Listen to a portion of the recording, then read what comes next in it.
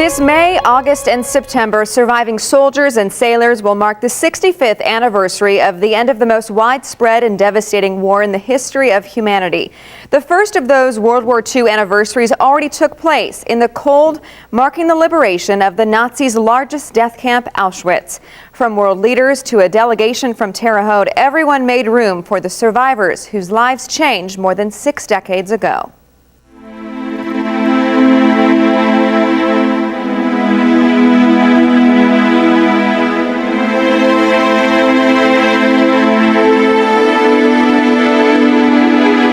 And I learned not to pay attention to this. And the reason that I learned not to pay attention to dead bodies, because that was something that would make me feel very scared. So I had to concentrate on the opposite, how to survive. But I do remember walking over dead bodies daily. Those lost souls are why thousands gathered at Auschwitz. From an outsider, between the security and the amount of people, it seemed like a concert. People gathering in frigid temperatures 6 or 7 hours early to find their spots. We've waited in the cold, but we know that it's going to be worth it, and it's just very interesting when you think about people having to stand in the cold for day upon day, week upon week, month upon month, and it certainly puts things into perspective.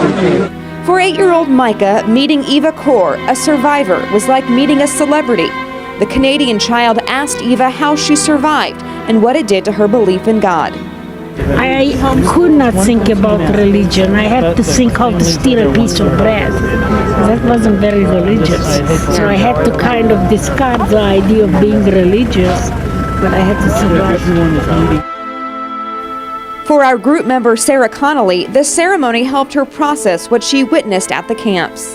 It's being a mother and knowing that there's nothing that you could do to prevent the pain of your children. I don't know how to describe it. It's undescribable. And what it meant to be at this ceremony with Eva, surrounded by people from all over the world. The fact that they're all speaking different languages and sharing in this event makes me know how special Eva Kaur is and how blessed we are as a community to have her. The 65th anniversary of the liberation of Auschwitz is a somber reminder of one of the world's darkest moments. The few survivors who came shared the nightmares they witnessed. Marcia Kotova is a survivor from the Czech Republic.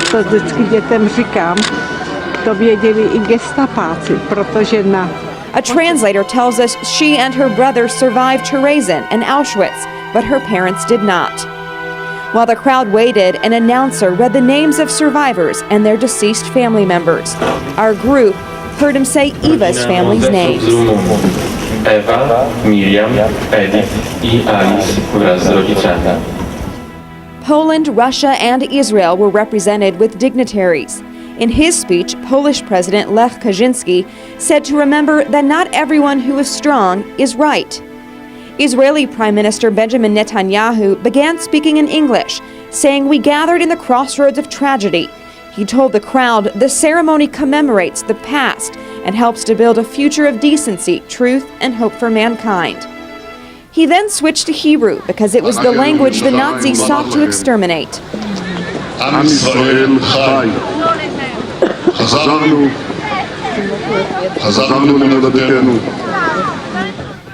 He said, "I have come here today from Jerusalem to tell you we will never forget.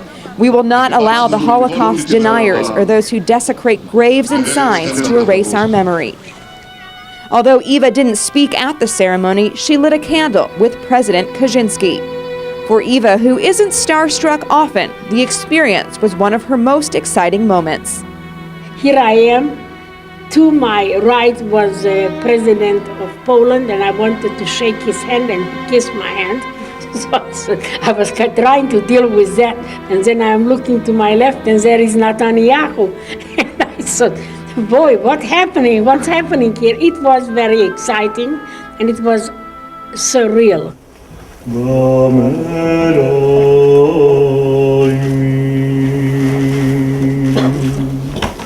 Polish rabbis recited memorial prayers, including the Mourner's Kaddish, a Jewish prayer for the dead.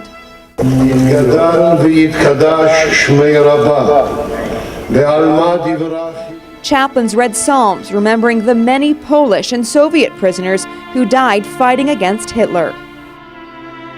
This former prisoner stood with a group of children as they held their own private ceremony. Other visitors also came up and had their own personal moments on this historic day.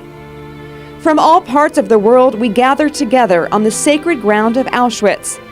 And we all left with a more real idea of the true triumph it took each survivor to leave those gates alive.